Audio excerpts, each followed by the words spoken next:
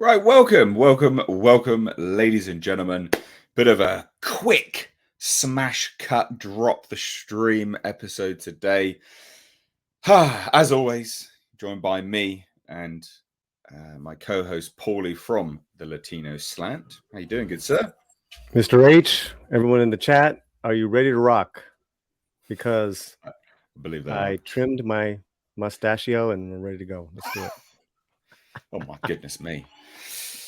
I don't think people are ready for that. We've got an absolutely action-packed stream today. Quite a lot to actually discuss. A lot to discuss. The stuff which is just in the title alone is barely scratching the surface. We're going to be talking, of course, about Indiana Jones 5 director. Just getting into that conversation a little bit. Talking about DC generally being in a bit of a state of flux, just because I think they're at a bit of a crossroads, and I think that's interesting. I released my test screening leak video today for Blue Beetle, and that's Nice. one of those movies which is kind of the old regime, but could be reworked for the new regime. It'll be interesting. We've got Black Adam losing $100+ million at the box office. We've got Pirates of the Caribbean, woke feminist clam lapping episode still maybe on the cards. Who knows? It's all over the place. Massive episode, basically. So join, of course, us for that. And what's one thing I will say, ladies and gents, just straight off the bat, in the description box, please do check out Miss H Reviews live archives. It's the channel where these streams go now, full stream episodes and clips, highlights. I understand not everyone can stay for 2+ hours, so we clip them up. A great time. It takes a long time, but we do it. We do it for you. We do it all for you. So please do check that out, and please don't forget to give the video a like. And if you want to join in the conversation whilst we're discussing any of this stuff, use the super chat function. Supports the channel, goes a long way. And I like to say this now, just because I was really glad I was able to do it. It does go to support good things as well, guys, because I used all the super chat function last time. Super chats that were coming through to donate to SCARS, wasn't it? Southern California. Southern California Animal Rescue Squad. Yeah. We were so we donated to them. Yes, like hundreds and hundreds of dollars all together. So thank you guys. Yeah. So super chats go a long way for multiple reasons. But anyway, I think first things first, let's talk about DC being in a better state of flux. You tell me what you heard about Blue Beetle, because I didn't even realize you released a video, but then you saw my video and you were like, oh yeah, similar stuff. So let's have a conversation about it. What do you know about Blue Beetle? Well, I got that, and then I have another DC surprise for you. But before I throw down on Blue Beetle, everyone in the chat, smash the like, share the link, get it out on Twitter, let people know that we're here. All you early birds, let's do this. Blue Beetle. So I was hanging out with a group last week that included. Oh, there they go again. I'm gonna have to wait. It's fine. Just talk for it. Don't worry about it. It's all good. Okay, sorry about that, guys. Got a handyman working.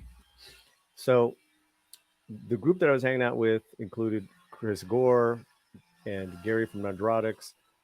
He was in town, but a bunch of other film people, as far as reviewers, whatnot. Two of them saw the test screening of Blue Beetle, and me and Gary were just talking about just race swapping in general, talking ideas in general. And then they brought like, oh, well, I saw Blue Beetle. I'm like, what? They're like, yeah.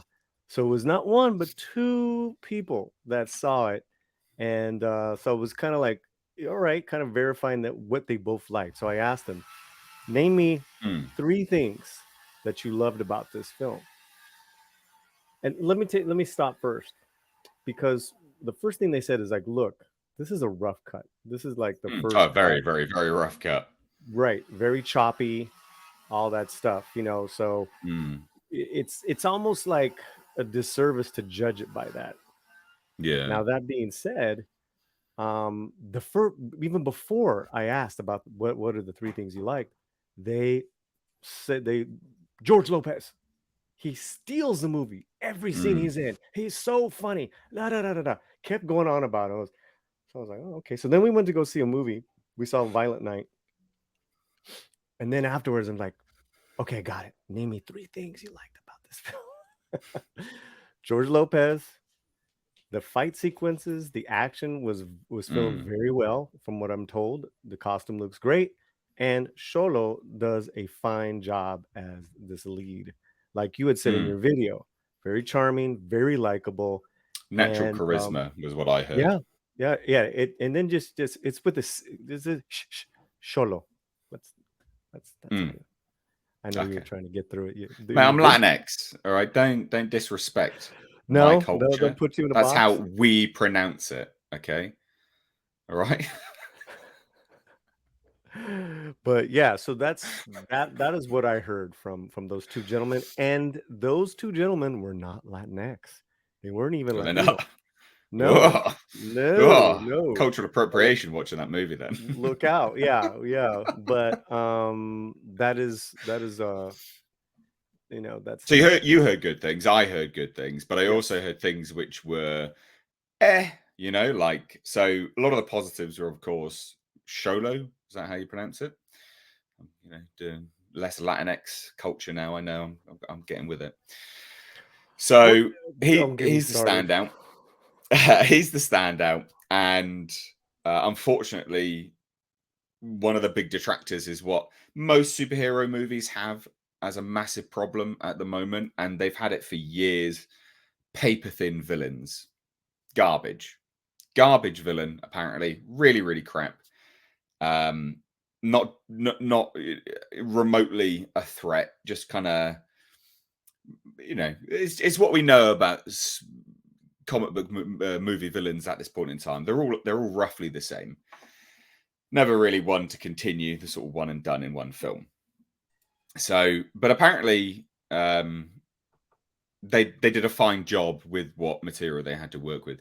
But the other massive standout was the suit being like Upgrade, very much like the film Upgrade, where the suit has an AI, it can take control of the body, can be fully in control, and take over completely, doing all of the fight choreography and leading it to a much better sort of visual feast for the eyes. And so that was really good. And outside of that, it was more just the fact that there's going to be a lot of. So one of the major concerns I have for this film, and why, you know, we talk about DC being in flux, is the budgets. You know, the budgets are just sky high. And this is one of those films. This was supposed to be an HBO Max film, wasn't it? And then it got upgraded to, you know, a wide releasing film. And I don't know whether some of that. Honestly, I can't remember, but I don't know whether some of that has sort of gone to their head and they've inflated the budget as a result of it, because apparently there is going to be an awful lot of CGI moving forwards in this film. And that's one of the huge detractors now, is because, you know, it just costs so much money to make. That would, you know, potentially lead it to struggle at the box office. You know, especially given DC being in such a sort of a state of flux with how Black Adam's performed, and not really having, you know, not really having a sort of a direction to go in at the moment. Obviously, that's looking to be corrected, and we've got some reports to discuss about that as well. But that was one of the major detractors. But I wonder, you know, how much that's going to affect the overall performance, you know, the sort of lack of direction and budget being inflated. I mean, what do you think about that, Paulie?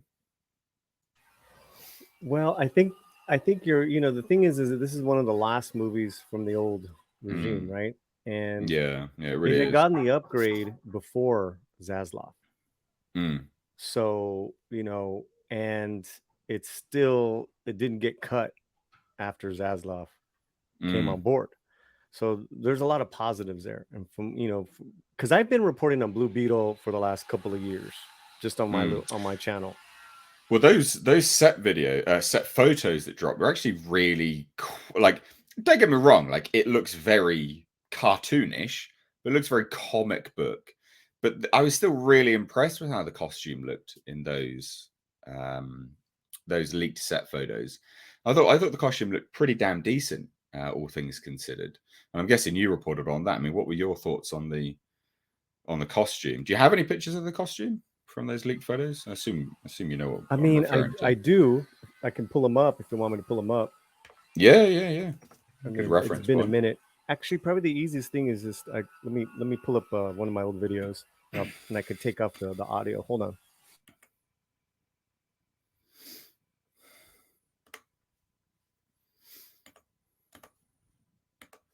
Are you waiting for me? It's gonna No. be a minute.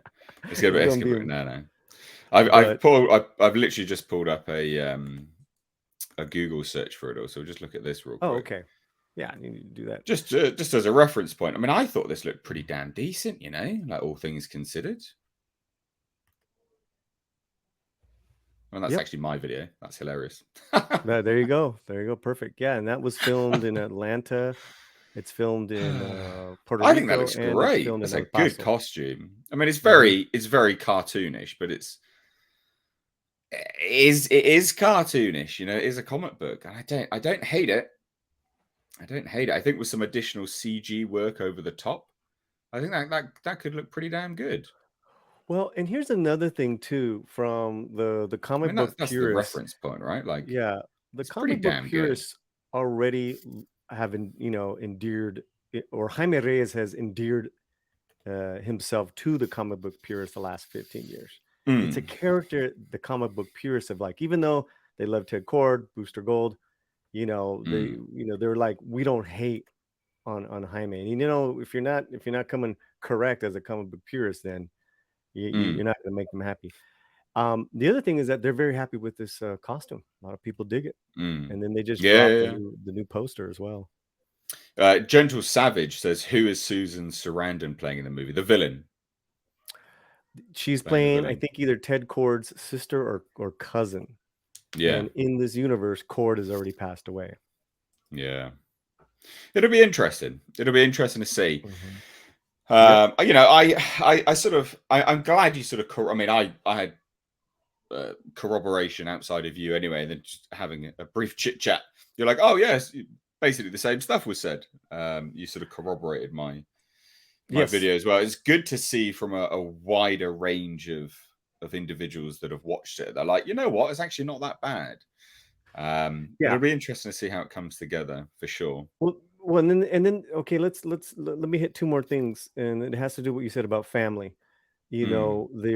Oh, it's a The central direct core theme of this film. Yeah. right, the writer and director at DC Fandom last year were like, that's what this is going to be all about. The Mm, core is this Mexican American family, and like the comic book, and that's why they really got some great actors mm, from this side and the other side of the border to act in this. mm. And two, there is going to be quite a few scenes in Spanish, from what I hear. Oh, I interesting. forgot That's to not what mention that. I. Yeah, it's not what I got told. Okay. Interesting. But the thing is, when you get this information, you know, it could be days old. People are sort of just filtering it out to you and stuff like this, and things get lost in translation. So may not be something that was considered important information to be passed on. Um, you know, so yeah, I don't mind it. I don't mind it. I think this it'll be interesting. I mean, Neil says, "I love Jamie Ray's. It sucks that this movie has a bad test screening. It hasn't had a bad test screening. It's had a good test No, screening. It no, hasn't had a bad test screening at all." yeah, and I I think think we there's should, yeah, miscommunication there, buddy. right, and let's get this clear, guys. This is a first cut. This is like Mm. and I said this in my video, Nate. It's First always like an cuts are assembly testing, line. yeah. Well, they're also testing what storylines work. Mm. Okay, and that's why they have an audience there. Because Yeah. based on that, they'll maybe go do a reshoot. Maybe they'll film more. Maybe they'll Mm. film less. Maybe they'll take this out. Yep. That's where they're at right now. Very early stages. I mean, they Oh, literally yeah. just stopped filming like maybe 2 months ago. Yeah. So It's not been long. It's not been too yeah, long. yeah. And But I think that's a nice segue off actually to probably one of the biggest, not the biggest DC failure, but you know, the biggest DC failure we're going to be talking about today, that's for sure. mhm. And well, there's not much else to talk about with That's DC. funny. They're not really releasing much, Yeah. are they? So, but it's Black Adam facing huge theatrical losses of I mean, bare minimum $100 million. It's quite a lot. Now, it's interesting. This article, it breaks down quite a lot of stuff, and it also has a back and forth with Warner Brothers. They're saying, the article itself notes, oh yeah, based on this, this, and this is going to lose money. Oh yeah, but Warner Brothers have pushed back on it and said, no, that's not the case. Oh, it's slightly less, but we're talking like tens of millions less. It's not exactly like, 50, 100 million less. There's still significant amounts of cash. But I feel like this is sort of an interesting point, I think, for Hollywood, where they learn now finally that the age of the movie star is over. Like Dwayne Johnson, arguably one of the biggest,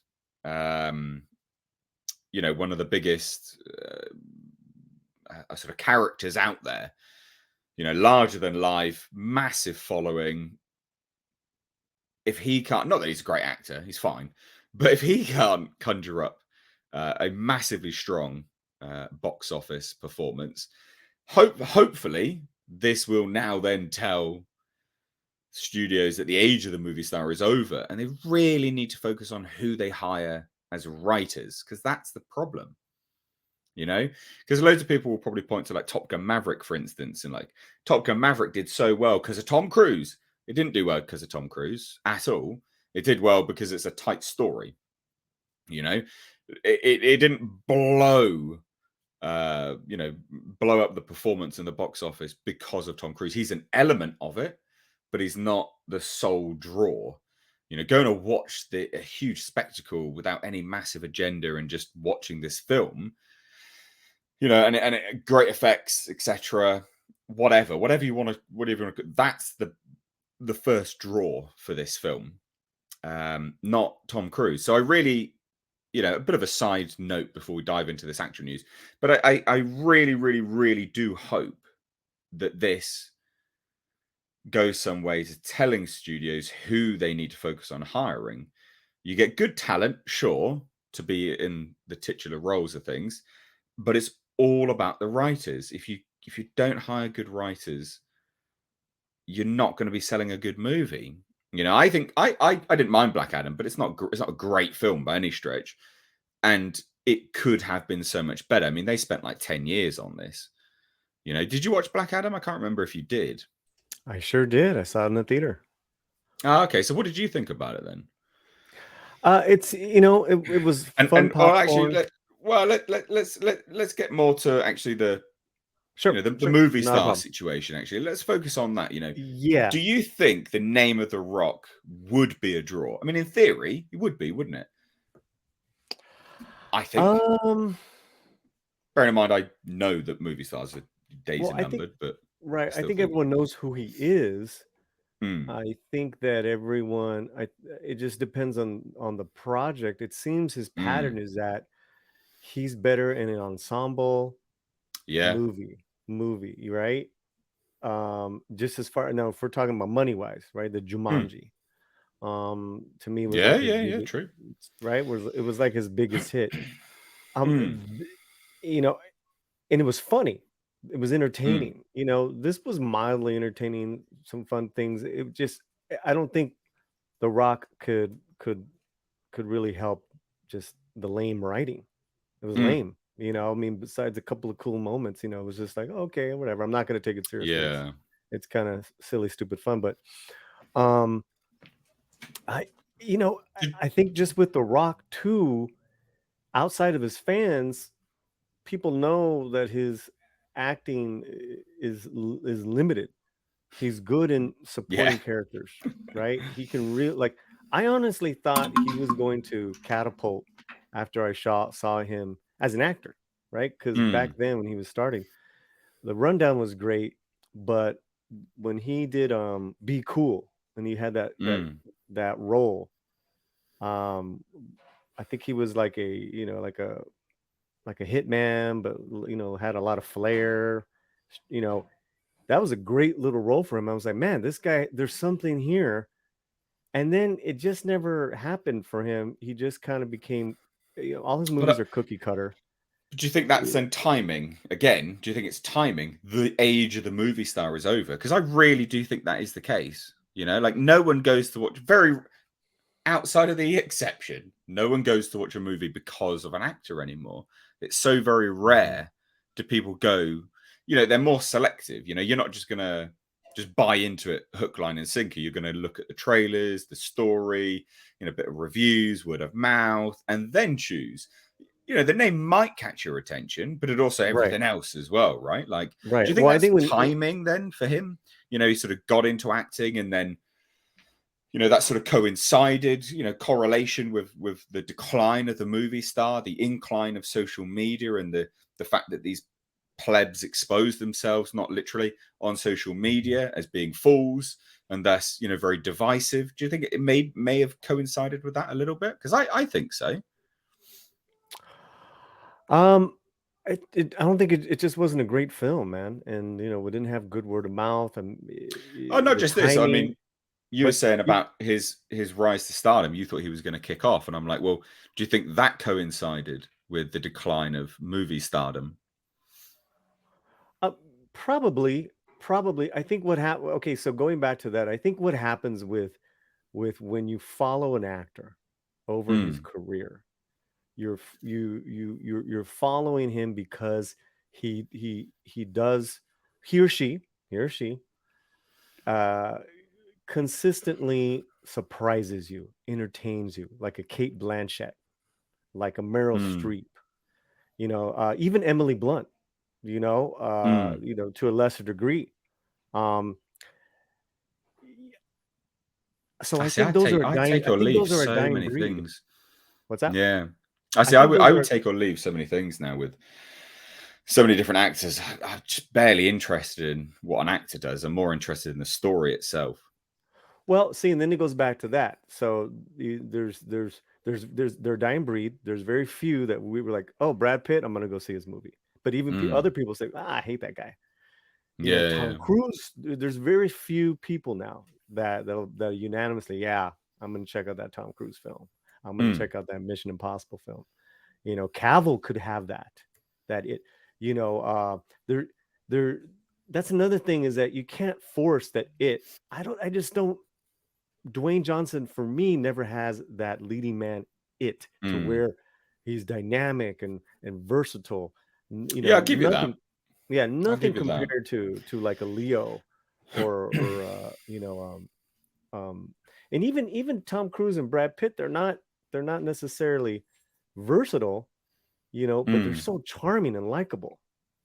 I Yeah, don't but I see. know. I would still say, Keanu given the Reeves, current yes. climate, like, but I still, Hmm. I'm not massively, like even someone like DiCaprio, I look at Hmm. his sort of body of work, and even I'm not. Again, like my ears will perk up and go, "Oh, what's he doing now?" But I'm not like, "Yeah, I must go and watch everything." There's so, and it used to be like that for a lot Yeah, of movie no, stars. but It was that, who? So I think now what it's like is, for better or for worse, it's the franchises, it's the yeah, directors. yeah. I'll go But I see. still, Go ahead. very Mhm. rare that you're talking about old school auteur directors, a Tarantino, a Ridley Scott, maybe, you're talking a Del Toro, Okay, well, you you're just talking named about three. those kind of directors. And Nolan, So yeah. right, Nolan, Ridley Mm, Scott, Del Toro, Scorsese. What I'm saying is mm. that, and I'm not saying that they'll make a number one block, weekend. I'm not No, but your talking. ears will perk up and go, "Oh, let me see what they're Yeah, and doing." that's me, right? That's me. Um, I think again, their body of work stands the test of time. Mm, So you're always gonna. I'm always gonna give a new Tarantino movie my money. Always, and yeah, I'm gonna true, go true, see it true, in the true. theater. Maybe Um, the death of the movie star has now gone in with the rise of the director instead, or they've just kind of swapped themselves out because there's so many more movies now, whereas they didn't used to be as many. There's so many more movies, so many more options that you're inundated with the star, and thus their body of work. Uh, if they do a lot of work, is mired potentially in less quality. Maybe it's to do with that. Absolutely, because there's one thing we haven't mentioned, is that these actors are now doing television. Mm. you know, you could never imagine 20 years ago, like a Brad Pitt or Leonardo DiCaprio doing a streamer, Yeah, true. Scorsese doing a streamer. Yeah, that's true. It, Yeah, it, that it is takes true. away the magic of movie telling. Mm, And then you add to the fact too that a lot of these actors are on social media, mm, ruining their own mystique as an actor by backing up whatever political, whatever they feel passionate about. There's always going to be that part of your audience, of your fans, that don't agree with you. So mm. but being Again, an the activist divisiveness is on is social really media. a big thing right now. Ugh, ugh. I thought that'd be an interesting little discussion briefly, just about Hmm. the death of the movie star, because yeah, Black Adam's lost like loads of money basically, as you can see here, right? Black Adam Hmm. generated just under $400 million globally after 7 weeks Wow. on the big screen. So I mean, it's really bad. It's not good at all. Like that's really really awful. Well, they Really didn't get really China awful. money, right? No, no, true, absolutely true. Um, Now it cost, as per Variety here, $195 million to produce. And they say it had a worldwide marketing spend of $100 million. Now I can believe that because there wasn't a lot of adverts. It wasn't, it wasn't everywhere. It wasn't huge on the marketing. There wasn't loads and loads and loads of TV spots and multiple trailers. It wasn't massive. It was a fair one, but it wasn't massive. So that puts it at about $300 million. And then but then again, this is the pushback from Warner Brothers, which I think is interesting. Warner Brothers is like, no, we didn't do that much advertising. It's only $80 million. It's like, really? Come on now. You're splitting hairs. Like, it's not that much of a difference. And I don't believe that either. I actually believe that $100 million is the bare minimum they spent. Quite frankly, I don't know what you think about that, Paulie. I got another dog screaming It's all in the good. background. It's all good. Um, these things are just too expensive, man. They're too Mm. expensive. How can you break even and much less make money, especially if you're not going to be in certain markets? Well, this is why they all hope for China money, and this is why they say the film needed to earn $600 million worldwide to break even, and to surpass the lofty benchmark to turn a profit. And this is true, and this is why, like, when I say Wakanda Forever hasn't broken even yet, it hasn't broken even yet. People are like, $700 million, amazing, blah blah blah blah blah. It's not good. Like, that's still a flop at this point in time. Like, once we're past the break even point, you can start to consider that making money and actually doing something reasonable. But unfortunately, it still hasn't done that yet. But that Yeah, with Wakanda also too, where you got to take into consideration that ticket prices are way more expensive now than they were yeah, it's like thirty 5-6 percent, years isn't it? I ago. think it's like 30% higher. Ridiculous. So that Yeah, means less people have gone uh yeah, um yeah. Less to see people wait overall have seen the less body of people work. overall and higher ticket price. So Yeah. that's a complete failure. I mean, Well, whether it well, breaks it even is. or Yeah, not, yeah. you It is know. interesting when you look at it like that, right? Like if they don't have equal receipts, their receipts are significantly less. Even given like the film's length of time being released, and but it still turned X, Y, and Z amount of profit, or not profit, but box office. It significantly less people have gone to see it though. Like significantly less people have gone to see it. See, the reason Um, why this is kind of like to me a ho hum failure, Black mm, Adam, yeah, that yeah. it didn't have the expectations that Black Panther has. Black Panther Mm. was a touchstone. Well, it's over No, $1 billion, right? Like Disney wants $1 billion for that film. right, but it was much more That's than what they just. want. But it was much right. So there's that for Disney, and then Mm. the cultural watershed moment that it was. You got none of Yeah, that. I don't You know. have none of that with this one. But I think a So lot of it's a that bigger was. failure, in my opinion. Way Yeah, bigger. I agree with that. I Huge agree with that. failure. I think a lot of people were guilted into watching the first Black Panther, and I also feel they were guilted into watching the second one as well. And I know that from making the videos on it, because people have literally said, yeah, I watched this film because I wanted to pay respects. And you're like, oh, for fuck's sake. That's not how you pay respects to someone. Like, for goodness sake. Right. Yeah, to Chadwick Boseman. But anyway, getting back onto this. So basically, box office experts believe Black Adam will stall out with less than $400 million globally. That's looking probably likely. So it is a pretty big bomb, which is problematic since movie theater owners get to keep around half of those sales, roughly 40%, but it is different in each market. So if you average it at 50%, it makes sense. Now the movie stands to lose $50 to $100 million in its theatrical run, which actually was less, isn't it, really? Because if you're thinking it costs 300 million, like, even if you believe in the marketing that they said $300 million to make, it rounded up to $400 million globally. Theatre owners keep 50% of that. It's actually turned $200 million. And it costs $300 million to make. So you, I mean, you're losing. It's not good by any stretch of the imagination at all. So yeah, not great. $100 million bare minimum is what it will be losing. So pretty big box office bomb, actually, which is interesting. Now they do say, because this is the other thing which is interesting, and they keep getting the pushback from Warner Brothers here.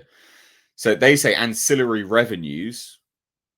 Sources at Warner Brothers say that the film is poised to get into the black from a lot of its sort of streaming work, because it obviously did it released on iTunes and became like number 1 on iTunes or something like that. So pretty well there, but nowhere near that sort of $100 million and making, getting out of the red, as it were. And there's loads of other movies which they cite here as being bombs, and that's fine. There's not really any point getting into that. But it's an interesting case study. And it's a shame as well, like it's not an amazing film by any stretch, but it's not absolutely horrendous either. But it just goes to show, and I guess goes back to why, at the start of this stream, we're talking about Blue Beetle and going like, oh, hey, if there's too much CGI, it's going to be a struggle because these budgets are just insane. It's so difficult to turn profits with these budgets. Something has to give. And at the moment, what's giving is the bank balance at Warner Brothers and the financiers. Paulie has just buggered off briefly to go sort this dog out. So I will grab, I think Al Humphreys did a super sticker. Thank you so much for the £10 super sticker, Al, my dude. And to anyone else that, wants to join in the stream with super chats, super stickers, you name it, whatever. Do appreciate it. I hope you're all well. Please do hit that thumbs up button. Paulie's back now. Please do hit that thumbs up button though. I'm gonna drink my protein shake. Hit it up, guys. Hit it up. Yeah, someone had said while you're drinking there, someone had said, I think it was Davina Duckworth in the chat, that it's horrible timing too, as far as another superhero movie after so many duds this year. So, you got Morbius, Doctor Strange, Thor, Love and Thunder. Then this one is like, no one wanted to see it. That's another good thing, No one wanted to see it. There was no buzz about it. Yeah. No buzz. Yeah, I agree with that. Wholeheartedly. Uh-oh. I agree with that. Well, we'll get to this in a minute. I need to finish my proton shake, I'm afraid. Okay. Yeah. We'll get swole. Got to keep packing them kilos on. Sitting at 93 kilos at the moment. Wow. You are a madman. You are a protein madman. That's with a 6-pack. I'm pretty pleased with that. That's good go for me, to be fair. Good for you. Good for you as I drink water. Well, I'm thinking of competing in bodybuilding again next year, so we'll see. That's awesome. For those that don't know, I've done that and won competitions and stuff. So when I can be bothered, I get in shape. So, and we're not talking about round, the shape of a ball. Oh dear. Terrible jokes. What? Davina was talking about Violent Night in the chat while you're drinking. I saw Violent Night this weekend. Really good. Really had a good time. Well, now hold on a minute. You saw Yeah. Violet Night. Yeah. Over to you. Give me your review of it. Violent Night. I did a small review, but I thought what I was first of all, I liked it a lot. What I Mm, thought was it was going to be was a dark comedy, you know, mm. with violence. But what it was a cheesy Hallmark Christmas movie with You're violence. joking me. Really? A So Hallmark? Oh, no, no, no, no. But I say that in a good that's way. not Like that's not a selling point, Paulie. You no, want no, to clarify? but that's what it is. What I'm saying is that it's not dark and twisted like it's not a thing where everyone hates Christmas. That's Mm, a cool thing is that it's about, Santa Claus and these people believing in Christmas, and then you have John right, Leguizamo coming to steal their spoilers, coming to steal the money. Um, Great cast. right. Like I said, Johnny Legs is the main bad guy. I love when Johnny Legs plays a dickhead because he does it really good, and it's very violent, very gory. Um, David Harbour as Santa Claus is Mm. perfect. Is Was perfect. he good? Is he? Perfect. And there's enough origin story where you can totally see a part two with him, more origin and Mrs. Claus. Because you don't Mm. see just only they only talk about Mrs. Santa Claus in the first one. Oh, okay. But they show very briefly his Viking origin, which I thought was awesome. Do Awesome, man. they? Yeah, dude. Oh, okay. Yeah, because he was a warrior and he had a hammer. God, what was the hammer's name? Anyways, it was epic. It was really, and then it's very brief. And Mm. he doesn't know how he got how the Christmas magic works. He just believes in it, which I think is really cool as well. That's a Um, cool. it's a cool That's setup, interesting. Yeah. and he is upset at the world that people don't believe, but Mm. this girl, the little girl in the film, kind of like gives him purpose. It's fantastic, fantastic, Oh, and okay. then what's her name? Beverly D'Angelo plays the Right. matriarch of this very wealthy family, and she is she is top notch. So with that too, there's homages to Die Hard, Home Alone, Christmas Vacation, Mm. Christmas Story. Yeah, I really enjoyed it. I really enjoyed it. Well, Nicky's chimed in here and says Leguizamo was awful. He's fallen far from the tree lately. Well, it's because he's busy on Twitter complaining about representation all the time. That's why. But what did you think about him? Was he I mean, awful? no, I mean, I thought he was, his role was perfect for Johnny Legs, and then there's a little bit of story as to how he got to who he was, where he talks about being a Mm, little boy in Christmas. That was right. fantastic. I think I think nowadays especially when they have when they're very loud vocally with the activism, we kind of tune them out. But I think he did a fine job. I think he did a fine. He was a great villain. He was a piece of Really? shit. Because Nicky hates says, but the jokes were barely funny, and Leguizamo was the worst. So Okay, you well, you listen, you completely disagree. I gotta disagree, Nicky. I enjoyed myself. It's You a back and know, forth. yeah, Nicky says David Harbour is the only good thing. More of a superhero here than in Black Widow. Is that right? Do you think? oh yeah, well, I mean, David Harbour's this is his movie, along with the little girl. Fight me, Polly. Meow. Come on, let's go. Um, but yeah, couple of good twists, couple of good turns. People Would hate you every time. recommend someone spend money on it? That's the real decider. Yes.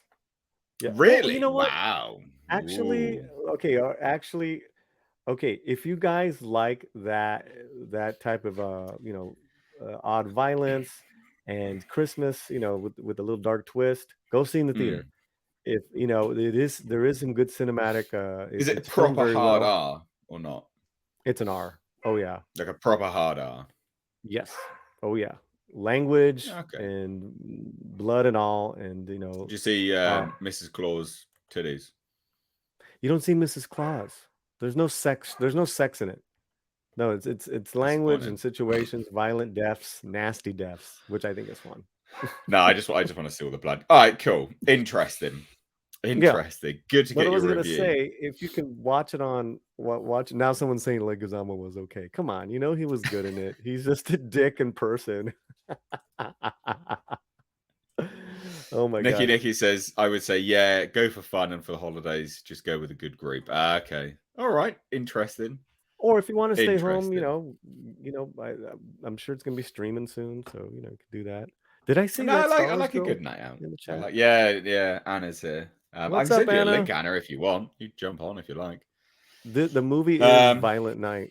And it was a pleasure to meet Anna in person this past weekend, and she is a really, really fun lady. Very cool. so She's like just real quick, one. Mm-hmm. Yeah, go ahead. Katismic says, I made the mistake of going back to finish undergrad and get my master's in my 30s. Your channel is keeping me semi-sane, so have a few bucks. Well, that's very kind of you. Thank you. Shame it can only keep you semi-sane, but I understand the grueling work that you'd be doing getting a master's. That's insane stuff. Absolutely insane stuff. Yeah, I mean, I'll send Anna a link just if she wants to pop on. I don't think she will. But Come on by. We'd love to have you. I don't even know when did I last speak to you, Anna? A long time.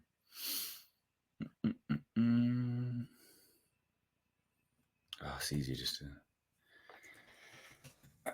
So yeah, I mean, Violent Night. It's out. It made some money. That's the thing. That's the thing. Is that I think its budget was relatively low. That's how you're gonna make money. You got to give these films Yeah. smaller budgets, guys. I mean, even the film Devotion was a bomb, and it was made for 90 million. I don't even think it's made 30 or 40 million, and that's a great film. That is a great film, man. And I was like, wow, it had a $90 million budget. It had to go to all the aerial stuff because the real effects, the real flying time in the Warcrafts, and then and then the CGI to it was top notch. Mm.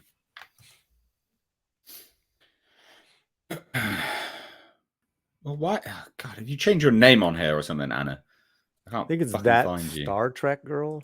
God, No, what are but you I think doing? let me see. That God, it's not worth it. It is that Star. No, it's still Star Trek girl, Star Wars girl. I'm coming up with it. God, whatever. You send her a link if you want. Anyway. Okay, Right. Anyway, let's move on to the next topic, which Why do I is send a link? Indiana Jones and the Dial of Destiny director James Mangold calls leakers trolling assholes, claims rumors Indiana Jones will be replaced are not true. Now, full caveat is like I had a source that worked on this film, and they said quite similar things. Hey, really fast. Can you put? Oh no, forget it.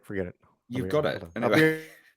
So I heard similar things to this that it wasn't going to be replaced, but he would be that it was left open for a sequel or a spin-off, basically something along those lines. So I'm not going to sit here and say that he's talking complete trash. I don't know, like who knows at this point in time. We've heard so much crap from directors time and time again where they come out. I mean, Kevin Smith is the biggest douche for doing this, that we all know. Came out and did it with He-Man non-stop. No, definitely no. He-Man's definitely in it. Yeah, and then of course he's not. So of course he's not. Way. Hey! You weren't going to the link. What's wrong with that girl? You're not. I can't find you on Twitter. You can't find her DM thread. Well, I guess it's been a while. No, I'm looking. I'm like, where is it? Oh my goodness! Just type in that Star Wars girl. It still comes up. But no, you didn't hear William Shatner. He's like, change your name from Star Wars to Star Trek. So I did. Yeah, Missed that? Yeah. No, I did. I did check that out. How dare you? Yeah, How and dare that me for checking it was out? Oh my one. god. What are we talking about? I didn't watch the Santa movie. You didn't. I know. So we're not talking about that. You've watched the Indiana Jones 5 trailer, yeah? You seen that? Nope. There's only 3 movies. Okay. Well, basically, well, that goes some way to explain as to probably most people's reaction then, because of course they've seen the trailer and they're like, "Oh yeah, Indiana Jones is going to be upstaged by Phoebe Waller-Bridge and then going to be replaced." And that's what a lot of the leaks were saying anyway, was that that's probably going to be the be all and end all, and that there would be, like a passing of the torch, so to speak. Now, like that in the last one was Shiloh. They just or Shia, whatever the hell his name is. Shiloh. Yeah, whatever the hell his name is. I don't know. Transformers. Even Stevens do. I liked him better when he played a Mexican. Mexican. With the hat, and he's like, "You're not ready, kid." Like they tried to do that with the last Indiana Jones movie. I know they did. I know. I don't know why they keep. Well, I mean, I know why they keep trying to do it, because they're trying to keep the franchise alive, so to speak, post Harrison Ford. But it just doesn't make any sense. But basically, James Mangold he's very vocal, and he's gone on Twitter again to basically say, no, it's all complete BS, but he's been quite like aggressive with it. And this is all from Doomcock that obviously released these leaks and rumors, which take that with a pinch of salt anyway, because every other week KK's being fired from Lucasfilm. But well, here's the thing. I can read Reddit and 4chan too. So it's I know. like, I mean, we all can see these things come up and stuff, but you're gonna upset people now, Anna. You know that people are gonna be like, "No, the future ruler of the world. You're disrespecting." I mean, I got nothing against Doomcock on me, but I mean, I saw these rumors on. I mean, I check those sites too to see that kind of stuff. That's where the Rise of Skywalker rumors came from, that he's attributed with, but they weren't his. They were from Jedi Praxis. I don't know. I just check up on stuff to see like when photos are leaked. Like I'm all about that when it comes to DC stuff, because I'm on the lookout for Henry news. But with this, I'm like, I don't want to see it. I don't care. It is stupid. Who wants to watch an 80-year-old Indy Jones? Like, why? What's the point? I mean, they lost it when they got the alien stuff. Like, I like alien movies. I know you guys like alien movies too, but the Crystal Skull stuff, I'm like, the whole thing about Indiana Jones is everything has to do with religion, and you're going off of that now. Like, and nobody 100%. wants to watch Phoebe Waller-Bridge, or is that her name? Yeah. Yeah, Phoebe Waller-Bridge. Yeah. Okay, if it was like Margot Robbie, there'd be a lot more interest in this movie. I'm just saying. Absolutely. Yeah, no, you're right. Like, you are right. Phoebe Waller-Bridge has absolutely no sex appeal, like remotely. Well, she's not even appeals. No, she's not even likable. I mean, Phoebe Waller-Bridge as a person and an actor primarily appeals to, you're looking at like mid-30s, middle-class women in the UK, right? Women that shop at Waitrose, for instance, right? Which is like a sort of an upper class, middle class, whatever grocery store. But that's all. That's the only people she appeals to. She doesn't have any wider, broader appeal. She's not like. Yeah, you're right. Like, there's nothing for a man to look at on this, and that is part of it. To look at either. Like, I mean, Harrison Ford. I mean, I got him behind me. I mean, he doesn't look like that anymore. I mean, his line used to be, "It's not the age, it's the mileage." But now it's just the age. Yeah. Especially for that role. I mean, what are they thinking, man? And I know. Well, this is the thing. Like, you're wheeling out like a geriatric Harrison Ford at this point, aren't you? Like, God bless his soul, but well, if they would have done kind of what happened in the third movie and actually moved forward with Shiloh, or got another actor to play his son, and then he comes back, and like the joke, like one of my favorite lines is like, "Oh yeah, she talks in her sleep," and then he'll, what? That would have been funny. That would have been a good callback. But yep, yep, that's a good point. As an old man, but who's got that River Phoenix appeal nowadays? Whoever that actor is, put him as the young. Put Maybe him as like Indy's Timothée son. Chalamet. Yeah. A lot of What's people that? like him. He's a real good actor. He's a little too young though. Who? Which one, Anna? Timothée Chalamet. Oh, okay. You're He's a talking about good actor. June. The guy from He June. won my aren't you? respect in Dune. I didn't like him before. Yeah. I liked him in Wes Anderson. Well, I like him now. Or even Tom Holland. Even Holland. Tom I don't Holland- think Holland would be good as an Indiana Jones type, Okay. personally. All right. I don't know. Well- Did you watch that Nathan Drake? No, I did. I never got around to watching that. What was it? Uh, Uncharted, isn't it? That's the one. Yeah. Uncharted. That's another box office bomb this year as well. I think it Yeah. barely true. made its money. I didn't see True, it though. true, You true. at least need a man like in his mid to late 30s to play Indiana Jones' son. Well, Chris Pratt. Just get Chris Pratt to play That would be a good one. Indiana That Jones. would be a Like, great just go to choice. it.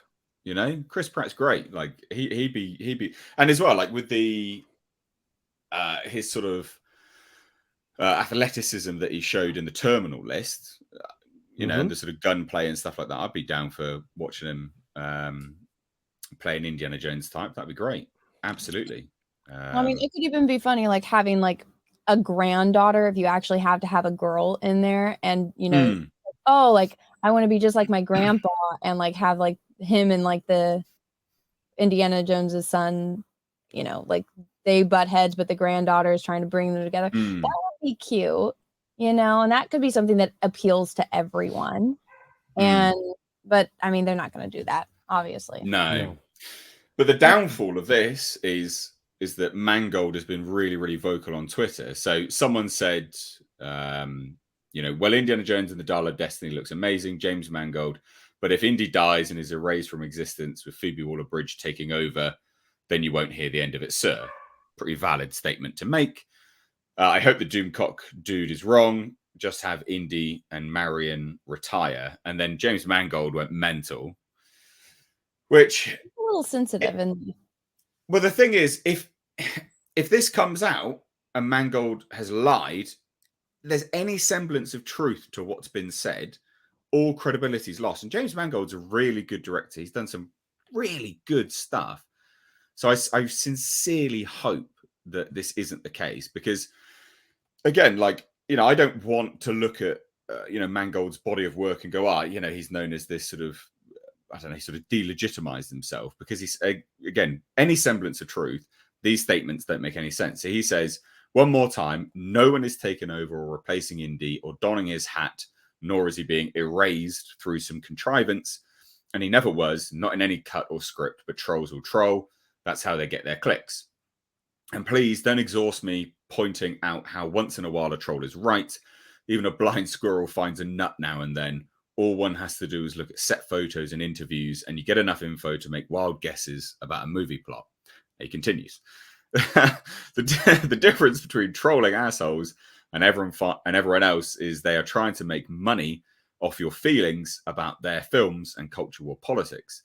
They push controversial guesses as coming from sources to gin up clicks. Let it go. End. Even though, so like, I really hope he hasn't sort of delegitimized himself by saying any of these things. I said, what thoughts? Give me your opinion. Go for it, Anna. Are those dogs? Yeah, Paulie's dealing with dogs. I have like 4 dogs over here. Yes. It's okay. My dog, she ate cat food and decided to explode all over my house. So that was my morning before World Cup. Delicious. I know. I was like, it's one of those days. How's Jasper? He's good. He's very, very good. I got more pictures to post eventually on Twitter at some point. But Mangold, give me the Mangold. Give me your opinion on this. Talking about dogs is more interesting than this mofo. I don't like his movies, so I don't have any faith in him making a good Indy Jones or Indy. I mean, maybe Ford versus Ferrari. That was such a good film. That was amazing. Well, I fell asleep, so. Oh. I've been up all day though, and like Peaches turned it again. And I know I want to, but no offense to Christian Bale, but he sounds so much better as an American. Like I can't stand the voice. Like I just hear Thomas from Pocahontas and I can't unsee it. He's Welsh, actually. He's what? I think he's Welsh, if I remember rightly. Whatever. It's the same fucking island. You Brits. I don't know. I can't stand his damn accent. So that is like, it's so hard for me to get through the part that I watched. But I hated Logan. Like I enjoyed it as I was watching it, and the ending killed it for me. So this is one of those guys that I think, kind of like JJ, he makes things look good and is appealing in some ways, but he's not good at finishing things. So you should watch. Have you seen 3:10 to Yuma? Because that's a great film as well. Who's in that? I mean, I can go look it up. Russell Crowe, I think, is in that, if I remember right. I don't want to watch my head. Do you like westerns? Yeah, some of them. It depends on who's making them. It's a very well done. Wait, like Russell Crowe in a western? What? Yes. Yeah. Oh my God! He's the bad guy, and we need to expand your. Christian Bale's the good guy, but it's a remake and it's fantastic. It's such a good film. It's almost it has a Tombstone vibe. Okay, what's it called? 3:10 to Yuma. Yeah, well, anyway, is good, yeah. Paulie, your opinion on this? What do you think? Because he's got balls to say this stuff. Do you think that it's all going to come crumbling down, or what do you reckon? No, he doesn't have balls to say this, man. You don't think so? You're asking me what I'm thinking. You're asking what I'm thinking. Can I get my? It's a conversation, Paulie. Conversation. You ask me a question, I'm going to answer it. I've seen it. Not good. Fucking Anna. Yeah, you're contrarian. That was a great ending. That was so much fun. Hey, I hate The Godfather, so my movie tastes are a little bit different than most. We're getting to know. We're getting to know. Anna. Everyone knows this. Everyone gets on my ass about it. Right, Paulie, come on then. Yeah, and what's up, Nick? What's going on, guys? What's up, Anna? Long time no talk. So I actually just got off the phone with Lindy just a minute ago. Oh, I love Lindy. But yeah, I had some. Hold on. Say what, Paul? Like, shut up. Shut up, Nick. Oh. Shut the fuck up, Nick. I shouldn't have said hi to Nick. Oh, dear. Right. Sorry, bro. I'm sorry, man. Oh, go ahead. I just can't imagine a director of note, like we were talking about earlier, doing these tweets. That's the problem. That's the fucking problem. Stay off Twitter until your movie's done, and then if you want, let the movie be released, and if you want, you can get on Twitter. But I cannot imagine Scorsese, Tarantino. Well, that's Nolan. because you're actually working. Like, that's the thing. If you are on Twitter fighting with people, you don't have anything going on, right? Like, the only time I fight with people on Twitter is because I'm going to make money off of them, which he made that part right. But I mean, when people go at you for like a couple days, it's fun to laugh at them, right? But this dude is like a Hollywood director making like Logan and I guess some Yuma movie and Indiana Jones, and you got time to troll people on Twitter. You're not working hard enough. Like, yes, exactly. Scorsese, Tarantino, they don't have time to go on Twitter. So he's gonna get it on a technicality. There's gonna be like a couple things that are technically different, and they're like, haha, you're wrong, but most of it is right. That's what I thought might happen, sort of playing the pedantism game, being pedantic with his wording, being like, well, you didn't actually say this, so it doesn't really mean that, but that's all they ought to do. Yeah. Nick, do you have any thoughts on this? I'm not up to speed with what's going on. I've been so busy freaking lately with year-end crap at work. Yeah, no, it's all good. Year-end at work? Year-end. Like, oh my God. End of year stuff. Not urine. Not urine. Anna, all right. It's not dealing with urine at work. I mean, you might go to the toilet once or twice, I'm sure, but God, if I was dealing with that, I'd be in the wrong career field for sure. I'm dealing with piss at my job. Oh, yeah. Right. But yeah, I guess this is Mangold going after YouTubers. Basically, yeah. I would just think he would have better things to do with his time, honestly. No, it's a valid point. It is a valid point. We've got one super chat to get to here. Miss Zen for $5 says, I agree with Anna. the third Indy film had one of the most perfect endings to a trilogy. They should have left it at that. Yeah. 100%. Yeah, I agree. Agree with that. Do we have one more? Oh, we do, yeah. We don't need more. Come up with new shit. Comrade. Yeah. Comrade Commissar Yuri says, may I suggest Hostiles with Christian Bale, Anna? If he's fucking British in this, I don't want to watch it. I mean, he is British. I know, but I want to hear American. Same with Henry. Like, that's one of Henry's biggest flaws is his British accent. When he plays You mean his actual accent? And he's American, perfect. Whatever. All this British hate. No, it's not. Like, because okay, your accent isn't annoying, right? Christian Bale's just nails on a chalkboard. David Beckham, oh my God, shut up, man. But yeah, he's never been renowned for his linguistic skills as David Beckham. Well, I mean, it also depends on, like, I guess what part of that island you guys are from, on how annoying your voices are. Yeah, there's no, it's completely right. So there's I mean, if I go 40 minutes down the road, people sound vastly different, like massively different. There's sort of micro accents, sort of microclimates with vast accent changes. You have to travel barely any time at all, and people sound incredibly different as you get around the UK. So. Yeah, I mean, I can't stand London accents, and when I was living in San Francisco, there were so many people that would come over from London, and I was like, oh, stop talking.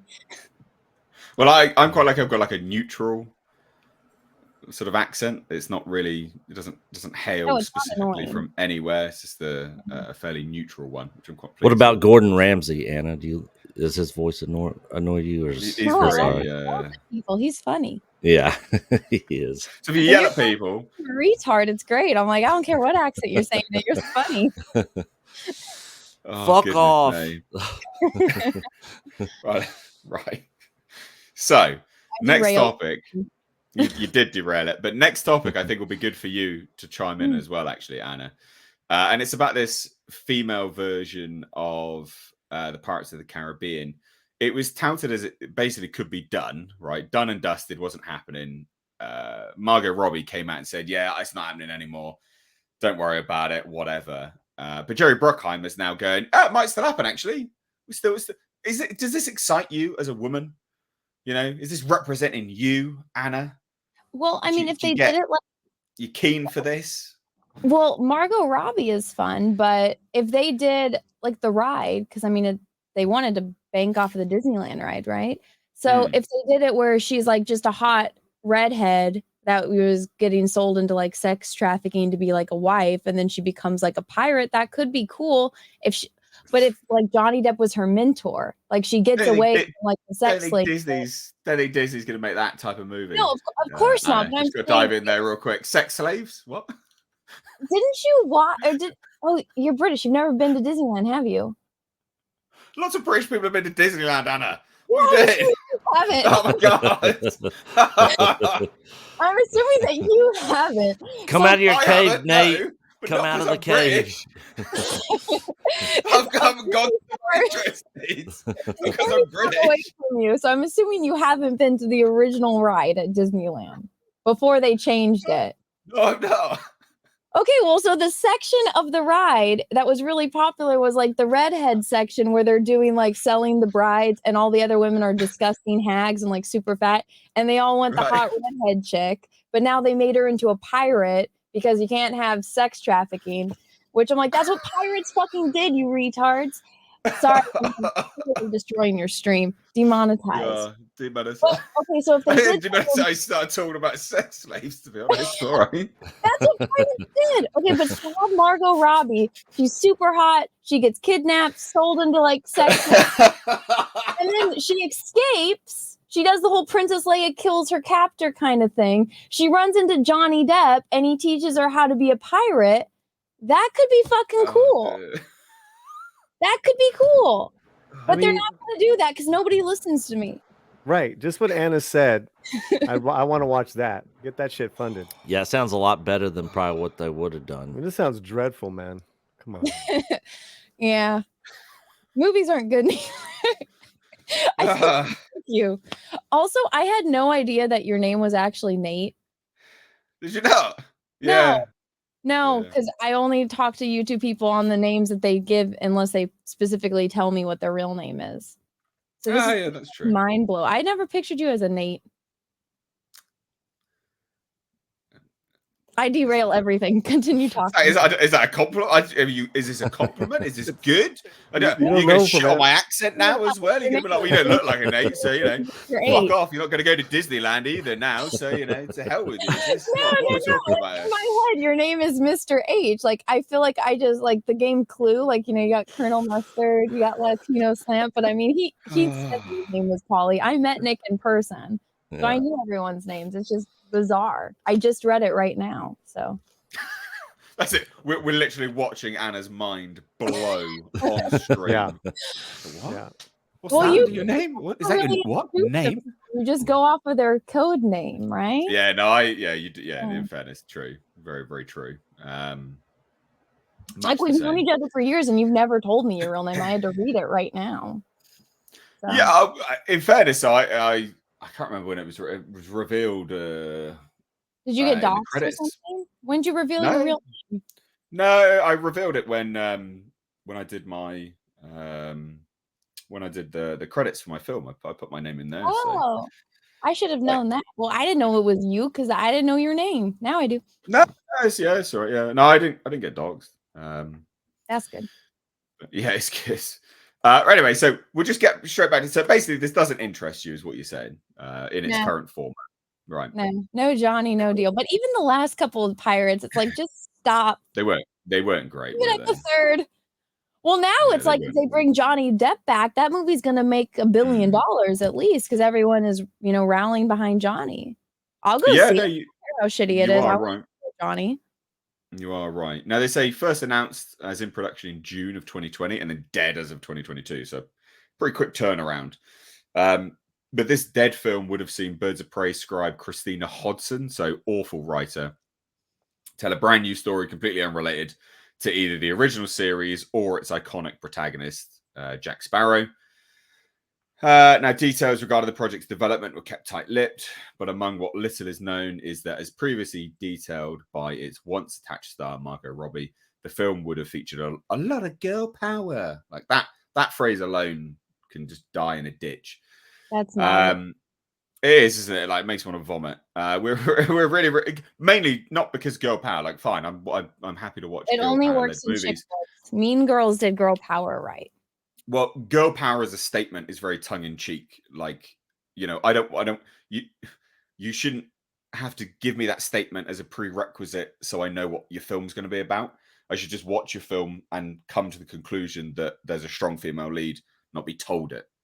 So when I hear girl power, I'm like, well, that it's going to be shit then, isn't it? Because you're telling me what I need to know before going into it. Is that, oh, they're strong. Okay, cool. It's going to be garbage then. Rather than just letting the characters, tell me that off their own merit by their actions in the film. Now they got to lecture you. Hey?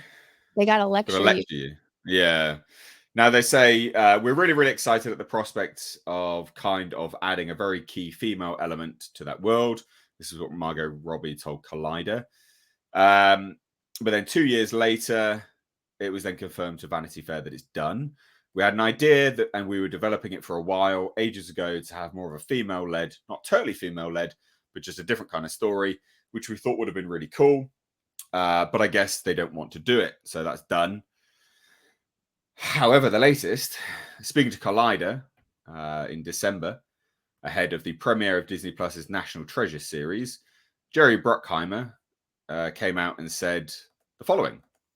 I think that the script will come forward at a certain point. We developed 2 different stories for Pirates, and the other one's going forward first. So that's what we're working on to try to get that one made. Interesting. So they were working on 2. One's been sidelined. Obviously, convenient timing. Johnny Depp wins, etc., etc., and then the other one gets sidelined. I could not care less. About this film in the slightest. Now, we've had, obviously, Anna's astute opinion on sex trafficking pirates. Nick, what is your opinion on this film? Would you be interested if it came to be and it was a girl power Pirates of the Caribbean? Does it remotely wet your whistle? Absolutely not. I was checked out of these films probably after the third or fourth one. Now it's just kind of getting repetitive, and then they're doing the whole girl power. So of course it's not made for me in that case. So, I probably wouldn't watch it anyways. Plus I'm kind of in the same boat with so many other people, no Depp, no movie for me. If Johnny Depp was to be in it, even though I'm kind of checked out of these movies, I would literally just go watch it just to support him in the movie. Yeah. So that's kind of where I'm at on it. Paulie? If they had like hot chicks, and then if they go battle against Amber Heard and they blow Amber Heard's ship up, that would be dope. Something like that. Do you think what would they call Amber Heard's ship? Or maybe they call the ship Amber Heard in like a roundabout way. They'll call it the float tard. Hey? Float tard. Oh goodness me. The SS poo poo. I mean, if there was ever a ship called the Amber Heard or the Amber Turd, at least they go. You know where to avoid, don't you? The poop deck. The poop. And then she could have poop deck Pappy. Yeah. Oh dear, oh dear. I mean, look, it sounds awful. I don't think anyone's remotely interested in that sounds film. really awful. I like it, doesn't it? Like, what sex trafficking pirates? Dude, they do that. They kill people. They not denying. raid ships. They take women, take them hostage. Hey, they had whores in the first damn movie. Whoa. Yeah. So it's they not prefer like working girl, all right, Anna. They prefer the title working girl. Yeah, but that was. Well, now modern day. They had a female pirate, which was Zoe Saldana, and everyone forgets about that. It's like, come on. Yeah. Nobody watch these. The people that write these, they don't watch the stuff that they write about. No, true. But the writers are terrible in Hollywood now, anyway. Anna watched Black Sails. I did.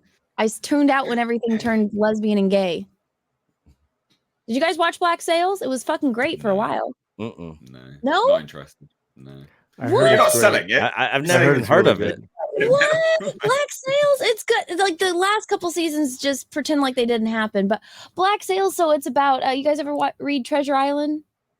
With Flint's treasure. Yeah, when I was a kid. Captain Flint and how he got the treasure. Yeah, it's good. You should watch it. Was it on Netflix or? So they need I don't remember. They need to make a Black Sails rather seas. For it. You might have become a pirate. You might say there, Anna. Yeah, I just need an eye patch.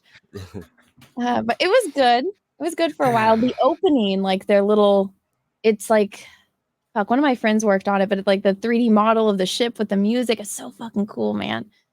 Like, yeah. Okay, I think is it. I don't know. I'll check Black it out. Sails. I'm gonna have to look that up. I will check it out. Before we move on to the next topic real quick, Just Nova for $4.99 says I think George, Harrison, and Steven just wanted to make one last indie for themselves and fun. Disney uses the same playbook as The Last Jedi, I think. Is that what it is? The Last Jedi? Direct to go tweet. That's what that is, isn't it? The Last Jedi. That's why I thought about The Irishman. I felt like they all just wanted to make a movie before one of them dies, You're probably right there, to be honest. Can we get some funding to hang around with one another for like 8 weeks? Yeah, cool. Let's just do that then. I think that's 100% what it is. That's why it's just them doing their last gangster film before, not getting any one of them pops the clogs. Well, they did in the film. I know. Terrible jokes today. Anyway, Just says all women pirates only if it's NC-17 or lower. They already did one of those. It's on Pornhub. You can go watch it. They've done a lot of. There you go. Yeah. Nick recommends. Female pirate porno. Yeah, they've already done it. Done quite a few. Yeah. Have they done quite a few? See what happens when Anna comes. How many? Up Which one would you here? recommend? Which one's the best, Anna? Not the all-female one. Okay, you've done a few. You've seen a few of them, apparently. Yes, I have. It's pretty entertaining. Oh, is it? That's what they call it. Entertaining now. That's the word. Yeah. Oh dear, right. Comrade Commissar Yuri says, I watch pirate films for Jack and Barbosa. They were good when Barbosa like screws off his leg and starts drinking out of it. That was fun. That was like the best part of that movie. That was healthy, right? Mm-hmm.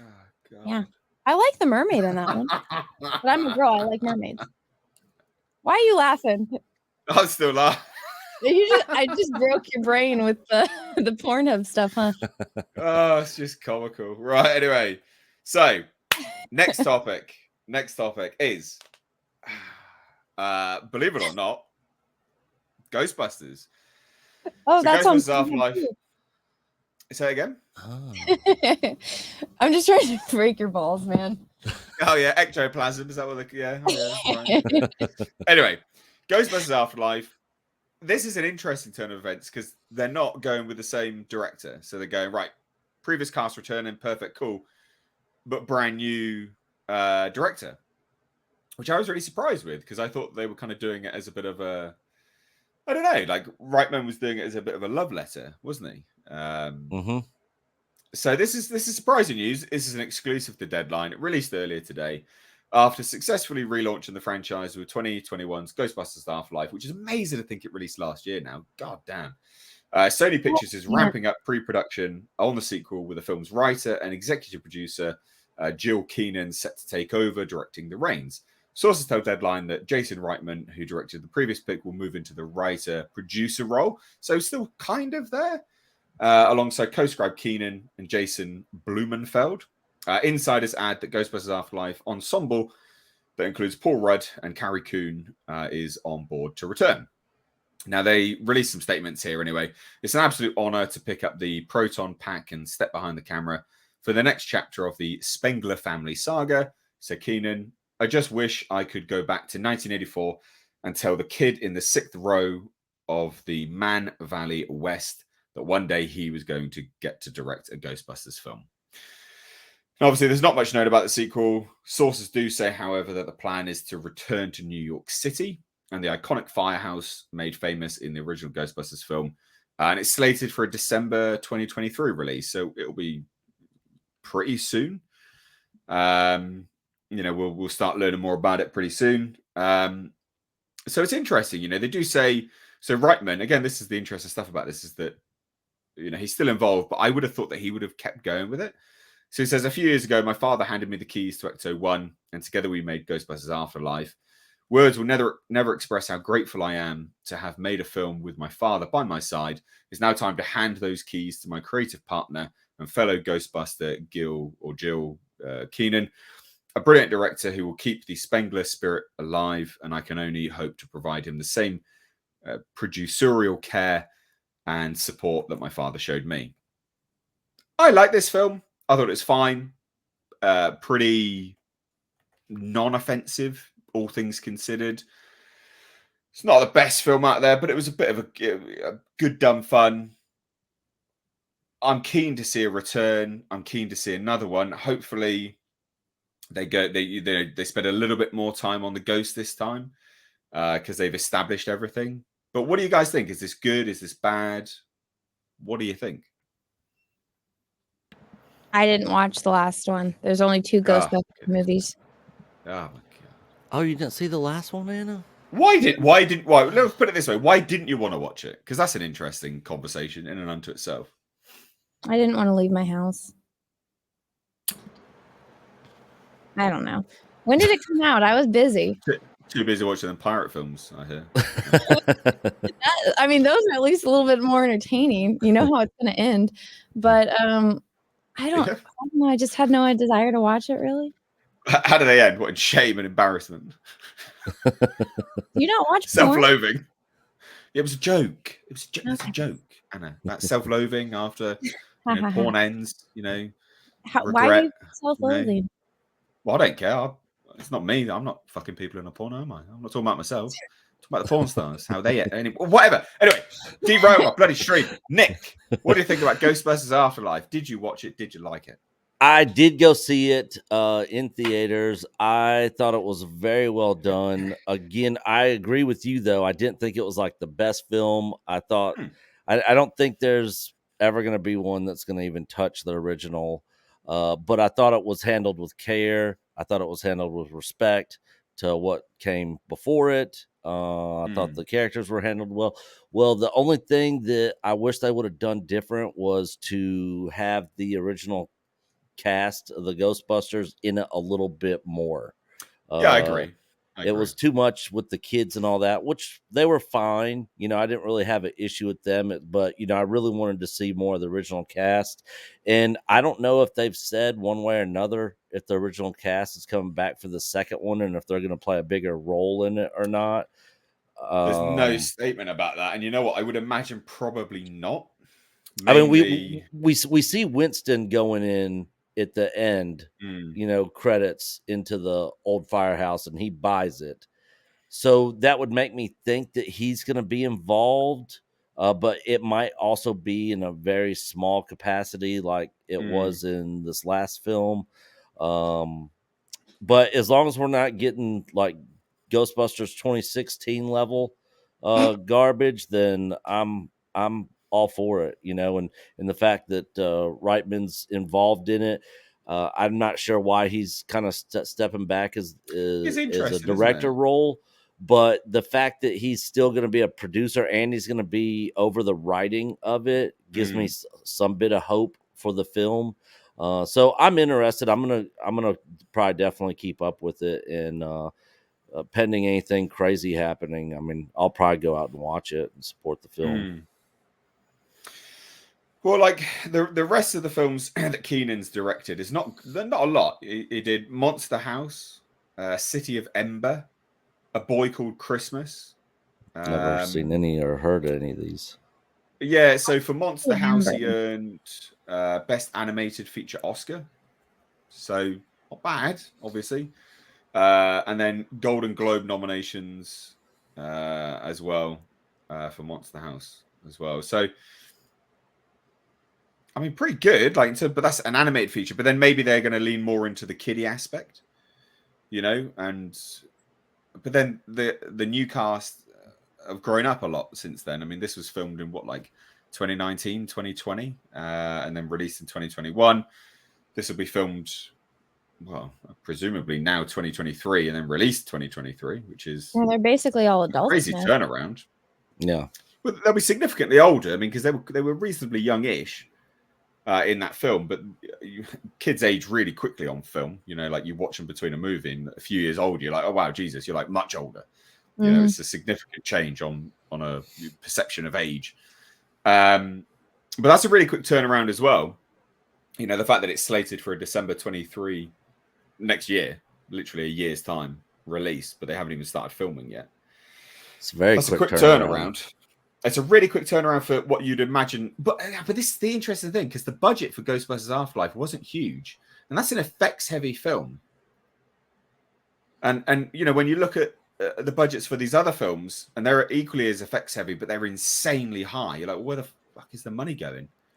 As well as the last one did, I'm curious if the budget for this one increased at all. I would think there's no statement on the budget. Although interestingly, the article does note that it was a success. They're like, after the success of Ghostbusters Afterlife, which I don't think it was a financial success. I think it was a critical success. Reitman and Keenan did sign an overall producing deal with Sony Pictures. So, I mean, they obviously thought it was enough to quickly do that. Yeah, it looks like it made a little bit of money. The first one had a budget of $75 million. It's so small. Yeah, and then of course with marketing on top of that, I mean, you're probably looking at maybe 150 million, maybe total that they probably spent by the time it hit theaters, and then it made 204 million. So it wouldn't have made it money, made a though. little bit. No, it didn't. That wouldn't have broken even. Unless it did exceptionally well on downloads or something like that. But that wouldn't have broken even on box office receipts. Yeah, that's just the box office. Interesting. But I mean they quickly pushed that out. Anyway, I mean they signed them up really quickly. They were ready to go with another one really quickly. So I mean, they must have obviously counted it as a success. Maybe they're trying to play the long game. Beforehand. Say that again.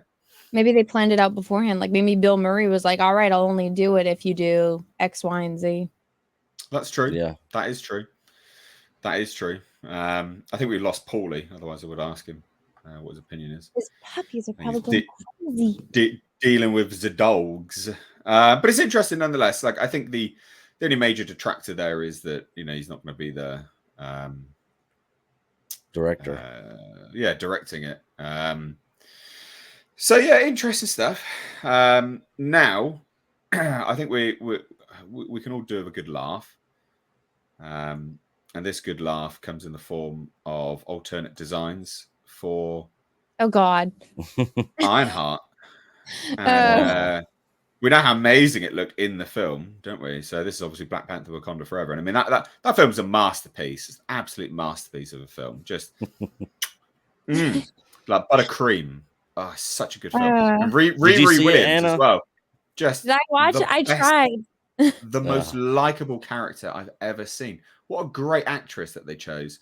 And that performance Riri put in was just chef's kiss. Just so good. Of course, I'm talking absolute bollocks and being massively facetious. She was a twat.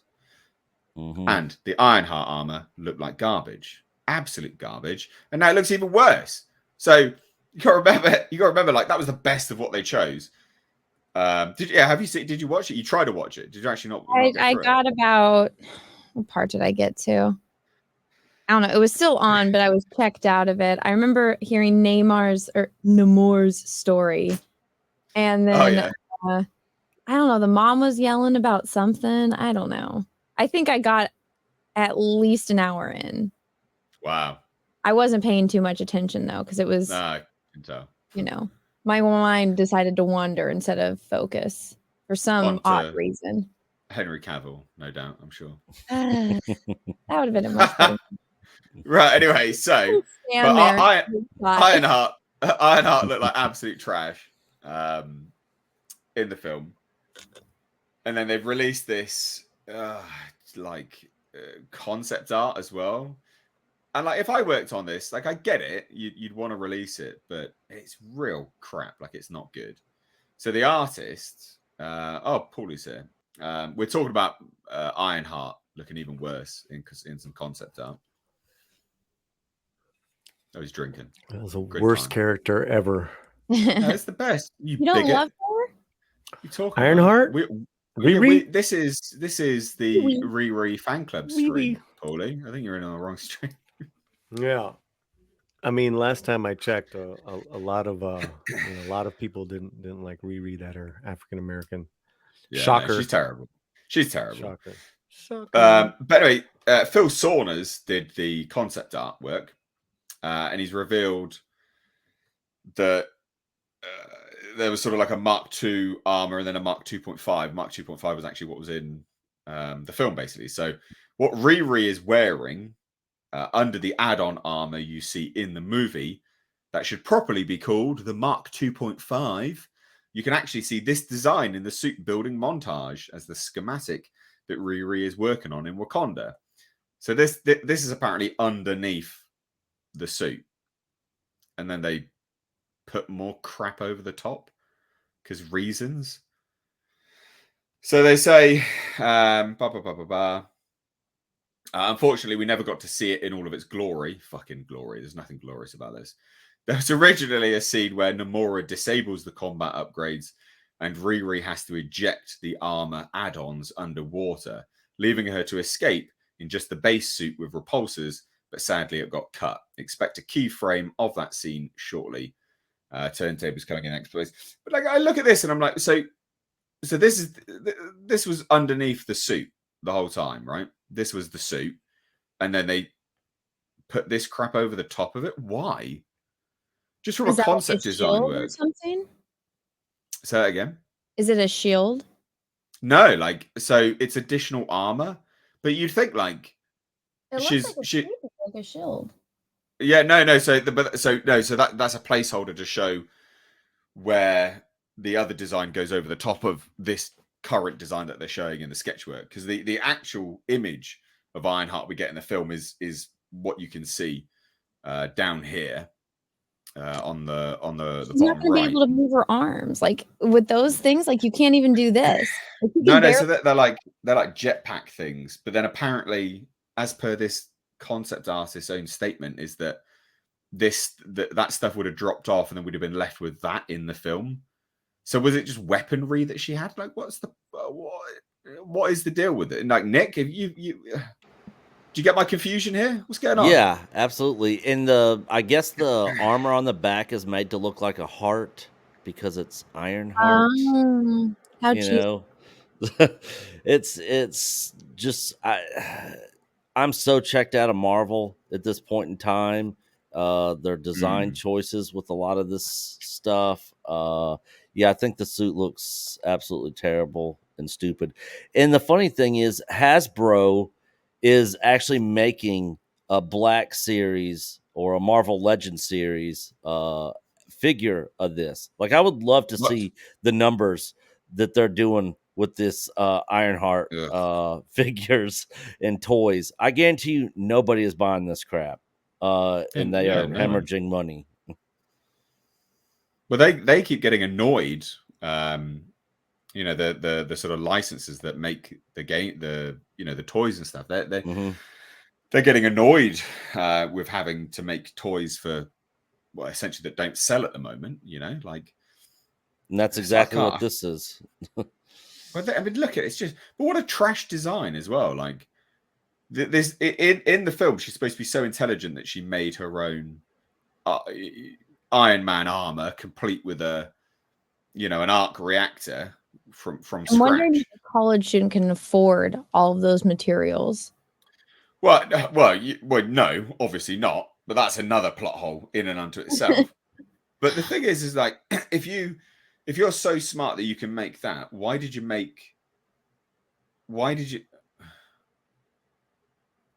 you just factor all of the design details into the one suit? Why did it have to be like detachable? It doesn't make any sense. Like, if it's weaponry, build it into the armor. Do you see what I mean? Like, it doesn't make sense. Like, it's so dumb. Oh, somebody solved it for us. She made money with OnlyFans. Okay, so that's how she financed the Ironheart suit. That's okay. That's Now it makes sense. As a red-blooded male, I can confirm no one would be interested in her OnlyFans. I don't know, dude. There's someone out there for everyone. Did you ever watch Thousand Sisters? Both of them are married, so I mean, there really is someone out there for everyone. But so we figured out how she financed it. So maybe that was part of the OnlyFans tier, was she needed attachables after the fact. So that's why it's designed that way. We just solved it. The chat figured it out. Yeah. There you go. If I raise this much money, I can add these extra things onto my suit, guish. Come on, click these videos, send me tips. Let's hit the next tier. Paulie, are you here or not? He died. He's gone. R.I.P. I'm here. I'm here. All right, what's your opinion on this then? You seen it? Seen what we're showing? Garbage. The Ironheart. Is that it? Short and sweet. Yeah, I mean, the concept art for some of these other characters were kind of cool as well, but I mean, this is not even good concept art for me. Yeah, I saw some of the concept art for Namor and Namora. Looked beautiful, way better than what we got. This Here. is lame. I'm sending you the guy that designed it, his art station. You can look at his other concept art. I personally like his ship designs better than his like costume designs. He just has too much fun in ZBrush. Oh, really? Yeah. Have a look at this. Oh, ship designs are cool. Yeah, he's actually pretty good, but I mean, It's pretty decent. Yeah, I mean, yeah, like it's all good. It's all good work. Just don't do Ironheart. Well, I mean, this is the difference between like when you're working for yourself and when you're working for a studio and they give you very specific, we want X, Y, and Z, and his job is just to make it look pretty. So, Oh yeah, he just gets the mandate and just goes with it. Yeah. No, you are right. You are right. We've got a few super chats to get to, and then we'll get on to a topic I know Anna will want to chit chat about. So Teague says, "Are you a fan of Adult Swim? Are you looking forward to any of their upcoming movies? Venture Bros, Metalocalypse. The ATHF movie was very solid. No, they're not a massive thing in the UK. To be fair, I haven't watched Adult Swim since the 2000s, so yeah, I'm not hugely familiar with it, to be honest, mate. It's all about World Cup right now. Yay! Fuck the World Cup. You excited to play France, man? You excited? I don't watch football. Not interested in it. I'm too busy watching pirate porn. All right, Anna. You approve of that. All right. Don't fucking give me that look. Don't give me that look. All right. I know you're down for that. Man, if I can do it, so can you. Right. Anyway. Cesario, something like that. Says, did they steal the Ironheart design from Wall-E? Cesario. I like that. Cesario? No, I just like the way. Cesario, Japan. Yeah. All right. Anna knows it. I do. On first name basis. Did they steal it from Wall-E? Yeah, it is. Well, I mean, it's very Disney, isn't it? Like, it is that. So it makes sense. The droid and Andor, they stole the design from Wall-E for sure. Oh, yeah, true. But I really like that droid. I like that. Yeah, I like the droid too. I thought he the was droid cool. was fun. Absolutely. Oh my God, did you like Andor? I liked it. Yeah, I liked it a lot. Oh my God, a friendship is over. Right. I find out your real name and that you like Andor. This is. Well, look, we're learning a lot about you tonight as well, Anna. All right, your pirate porn fetish. I know. I'm almost scared to say. I'm scared to say, Anna, I liked it too. Fuck. I like Andor too, but shit. Oh my God. Sling me. That's all right, Anna. You're in good company. Nick didn't like it, so all right. Yeah. Someone didn't like it with you here. I didn't hate it, but it wasn't on the bottom. Hey, wait, what? Because you guys are up there. It's a joke. Oh, I don't know how to reorder this stuff. People, you just drag them. You just drag click it. on the screen. Yeah, your mousey. Yeah. No. Yeah. Learn something new every day. No, that's cool. I didn't know that. I'm gonna have so much fun with that. Right, anyway. Just Nova for $4.99 says Stan Winston Studios designed the first Iron Man suit. No one could top him or his peers, I think. Did they really? I didn't know they did. That would make sense if that is the case, actually, to be fair.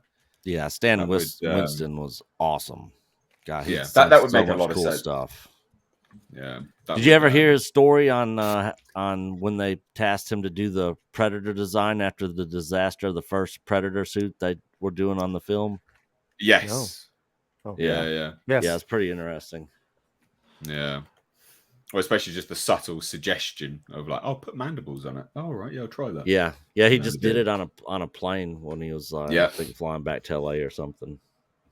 Well, it was James Cameron that suggested it, wasn't it? Yeah. To put it on there, yeah. Right, so last topic of today's stream, which I thought I'd save the best till last, and it is the best till last. We have watched consistently the Witcher showrunners flounder. So Henry Cavill leaves. He's like, you know what?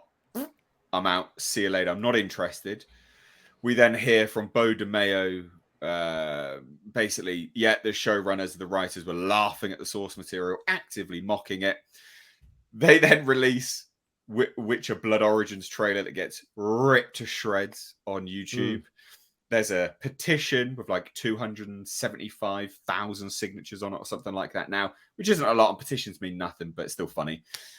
And now the showrunner for The Witcher, Lauren Hisrich, is begging people to still watch the show. And I mean literally begging people. And it's so fucking funny, and I'm here for it. What was that the same? people we saw that photo of? Yes, the woman is Lauren Hisrich. She's the showrunner. Right. So, well, first and foremost, thoughts, just hearing that, and we'll get into the actual statement. So what do you think? Do you think this is like the showrunners, they're just desserts coming to sort of, they're finally realizing that we don't owe them anything? Because I feel like they do think that they're owed something from the fans. When the showrunner comes in, they're like, ha, I've got your fans' money. And it's like, nah, if you piss us off, you don't. Do you think maybe this is them realizing that? Anna? Well, it's the same thing with Star Wars. Like, they're just like, oh, well, people will just watch it because it's Star Wars. People will just watch it because of The Witcher. It's like, the only reason anyone watched this shit show was that dude right there on the screen. And now he's gone. They're fucked. But, I mean, maybe she's going to get into another Twitter battle with the quartering to get some attention. Because remember, she did that like a year ago? Yeah, but he was so soft on her. So He they was. were like, Well, oh, we've had really good conversation. Shut up, mate. Shut up. You didn't have good conversation. He's not an asshole, and he's not going to be mean. Like, she wasn't being mean. It was funny. You don't have to be mean, but you can be very much to the point, and you can be honest, and you can go, I'm not really buying. You can be more quizzical and critical of statements, which he was not. Trust me, I know. I do it all the time. Jeremy is a lot nicer than many people on the Twitter. Milk toast. But this whole thing, it's like that was the only draw you had, and now you lost it. I mean, you got Liam Hemsworth. He's not even Chris Hemsworth. Like, come on, this is going to be a shit show, man. Nobody cares. Chris Hemsworth light. Yeah, how dare they? Paulie? Yeah, Could I just break you? That shit's funny about Hemsworth. You can't even get Chris Hemsworth. You got Hemsworth on rebate. You got the fucking rebate. You put $20 down. You got the one that Miley Cyrus didn't even want to stay married to. Like, come on. Goodness me. The Dollar General brother. So without hearing the statements, Paulie, do you think this is them learning at all? Because I can't wait to see everyone's faces when I reveal what's been said. I'm gonna go out on a limb and say no. Perfect. They're so full of themselves. So no. Hell no, they ain't learned shit. They're gonna keep putting out trash time after time after time again. We've seen it for going on over a decade now. It seems like. So I don't. The show could lose hundreds of millions of dollars and they would stay the course like idiots, So yeah, I don't think they're gonna learn anything from any backlash. Okay, I think they've been told something by Netflix. I don't think they've learned, but I think that they've been told something by Netflix. I think realization is kicking in a little bit. So let's see what they say, right? This is all an exclusive to Tech Radar. So The Witcher showrunner Lauren Hisrich says she fully understands why fans are furious over Henry Cavill's forthcoming departure. Now, take all of this with a massive pinch of salt, because she's also a bit of a dipshit when she says all this as well, because like full blown, she almost gaslights everyone, right? So speaking exclusively to Tech Radar, at the Witcher Blood Origins UK junket, Hisrich said she sympathized with viewers over Cavill leaving the hit Netflix show. However, there you go, instantly there. The moment you're like, I sympathize, but there's no buts. What do you mean, but? However, Hisrich simultaneously appealed to fans to stick with the TV series, even if Cavill won't be part of its cast for much longer. Bear in mind, this is the first time they've come out and said anything. 5 weeks. 5 weeks it's been since Henry Cavill said he's leaving. 5 weeks. This is the first statement. 5 weeks. I reckon Netflix has told them something. They're embarrassed. So this is what's said. So for her part, Hisrich says she completely understands the fan anger leveled at her and the rest of the show's creators. But there's that however again. But she also called on the Witcher's fan base to continue. I understand why you think we're dickheads, but please do keep supporting us because I want some money, is what they're saying. So she also called on the Witcher's fan base to continue supporting its cast and crew, adding that failure to do so, this is the guilt trip, the gaslighting guilt trip moment, adding that failure to do so would be to the detriment of upcoming spin-off Blood Origin and future seasons of the Witcher main series. It's a big deal for us too, to do with Cavill's departure. And that's the thing. There's a lot of talk and rumors about, and we fully understand why fans are going there. There's no rumors. This is from a writer on the show said that the other writers were talking shit. What I will say is, please come back for The Witcher season 3 so that we can continue to do this. What? Keep butt raping franchises? No thanks, mate. Obviously, that Cavill's departure is huge news, but what I don't want to do is, this has to stay about Blood Origin. No, it doesn't. Declan, the cast and the crew, this is their time in the spotlight. I mean, come on. Come on. Nick, I'll start with you first. I think they're trying to kind of move around the issue here and kind of put it off on these spin-off shows. Like no. This thing that everybody really wanted to watch and a lot of fans were eager to see and all that. That's really not the thing anymore. This is the more important stuff. These spin-off shows, you know. Yeah, but she is also saying, but please do come back for season 3 as well. Please do yeah, she's just kind of throwing it in there because she probably knows that people aren't going to like it, but they're going to do what they want to do anyways. That's outrageous. I do think Netflix has told them, said something to them, like, you need to try and fix this. Like, we've seen that you need to try and fix this. They must have done. And they probably came back and was like, what are you talking about? This is great. Everyone loves us. What are you talking about? Yeah. And then they take off their blinkers and they look at the social media comments. They're like, oh my God, we're fucked. Everyone loves Henry. Yeah. He's the only reason people were watching it. That's just a small toxic fan base side. You know, they don't really matter. Oh, goodness me. Paulie, are you here? I'm here, man. What do you think? I don't really got anything to say. Anna? Fuck them cunts. Oh, whoa!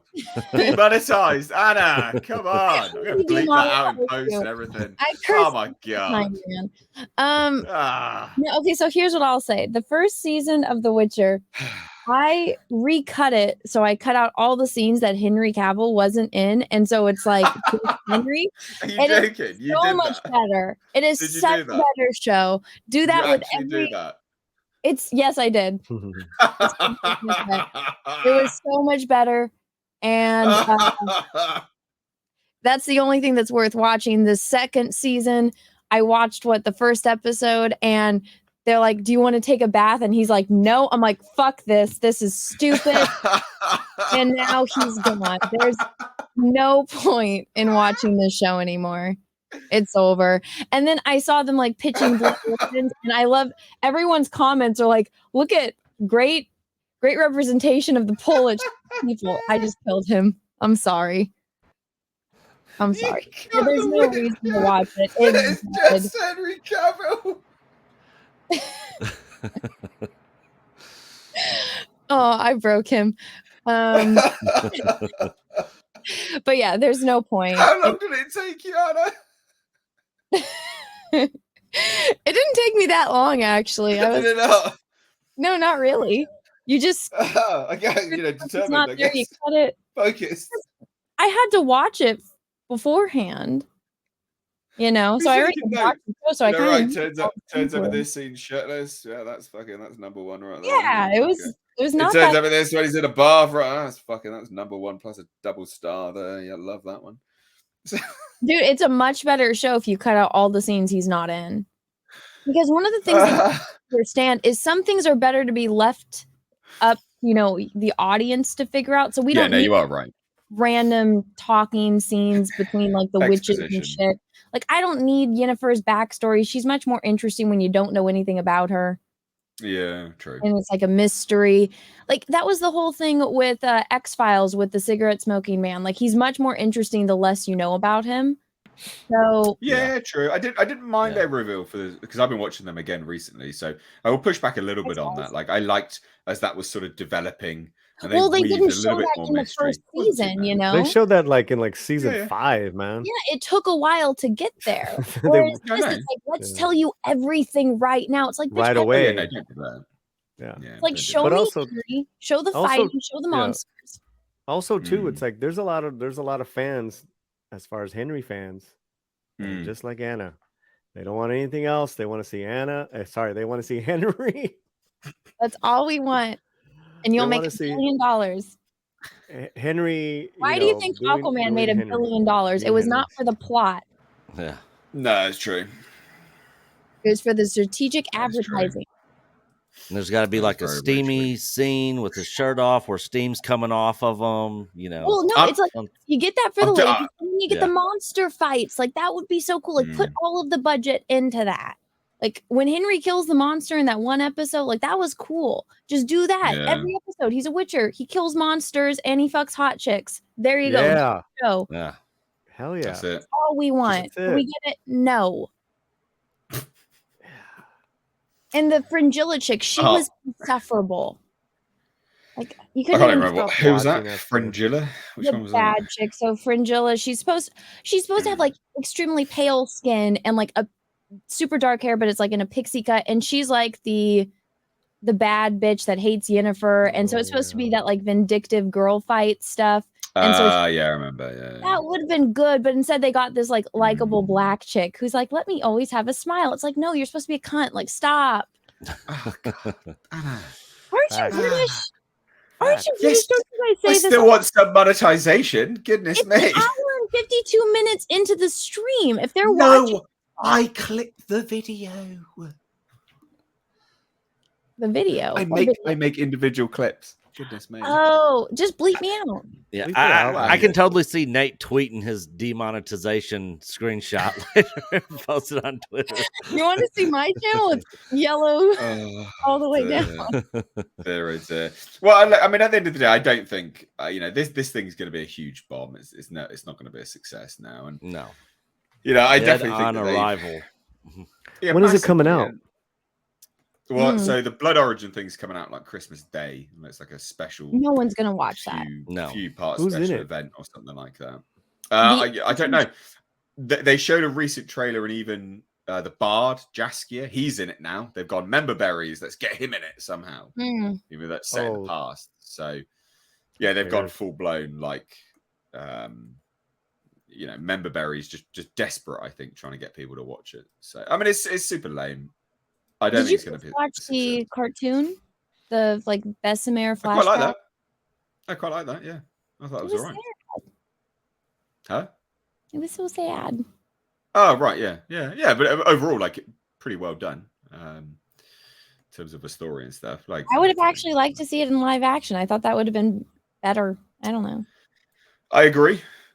Yeah, that would have been pretty compelling, to be fair. But I don't. They wouldn't be able to do that with all the monsters, though, because there was a lot of monsters in that, wasn't there? So I don't know if they would have just like not got any big name actors, and they just put all of the money into the special effects and got talented actors, but no names. That I think it would have been pretty good live action. Yeah, true. Let's just get to some super chats real quick. So, Comrade Commissar Yuri for £1.79 says, "I might watch season 3, but spin-offs, nope." Interesting how someone's still keen to watch season 3. Well, isn't Tom Henry Working season 3?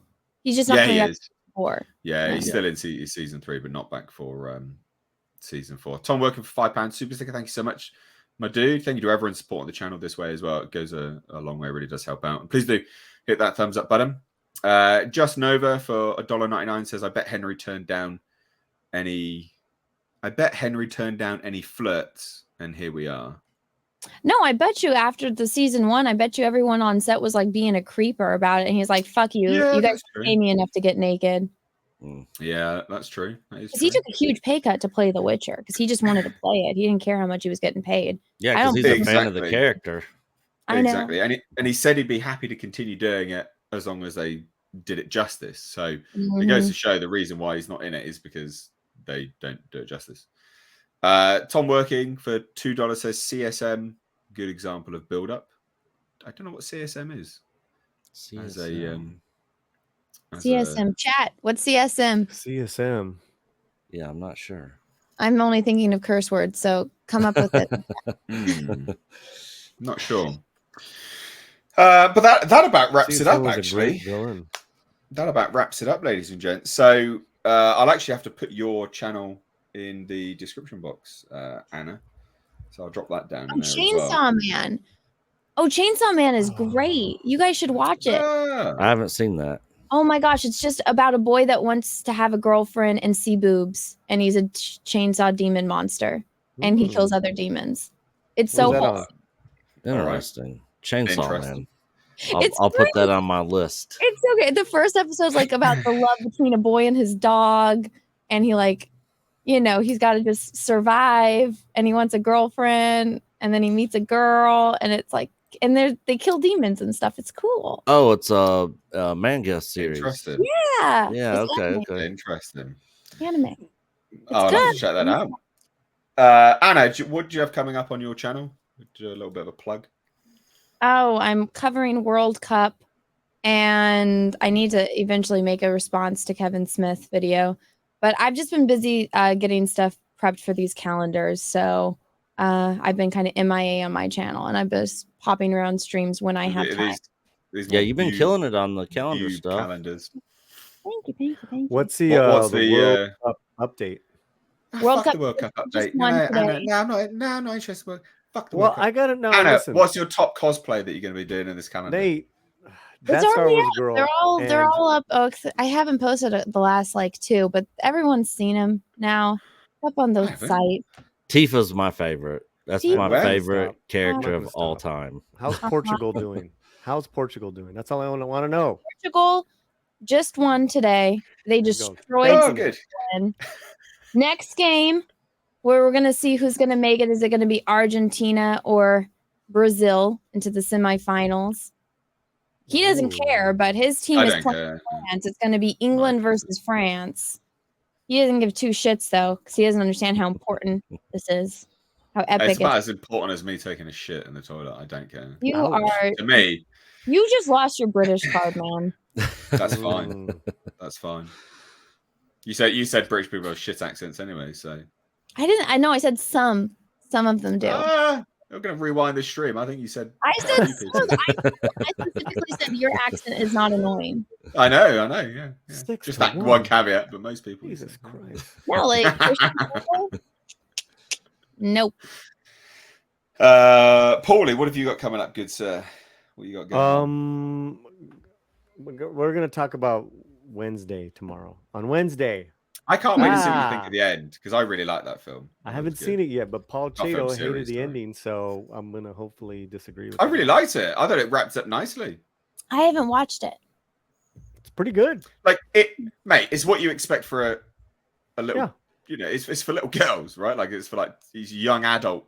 So I'm not watching it from the perspective of it needing to be highbrow, It's young adults have to be content with the wrap up.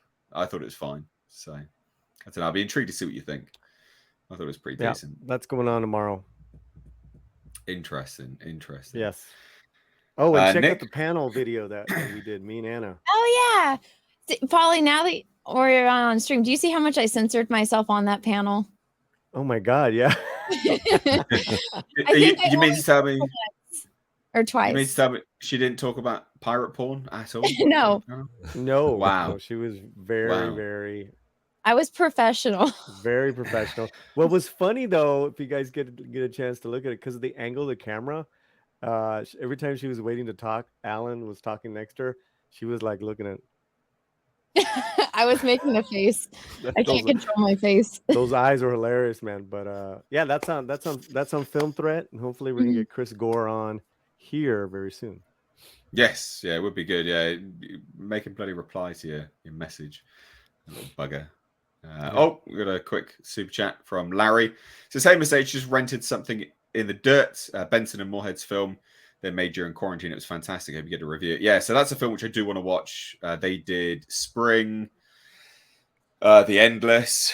Really, really good directors. So I do actually want to watch that, to be fair. So I will check that out for sure. They do Lovecraftian sort of films. Right.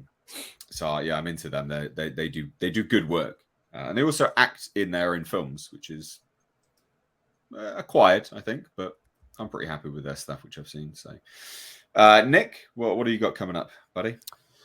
Let's see. Me and Coach are going to be doing our live stream this Saturday night as usual at 7 Central. This week we're going to be talking about Mando season 3, lessons Lucasfilm needs to learn from Andor.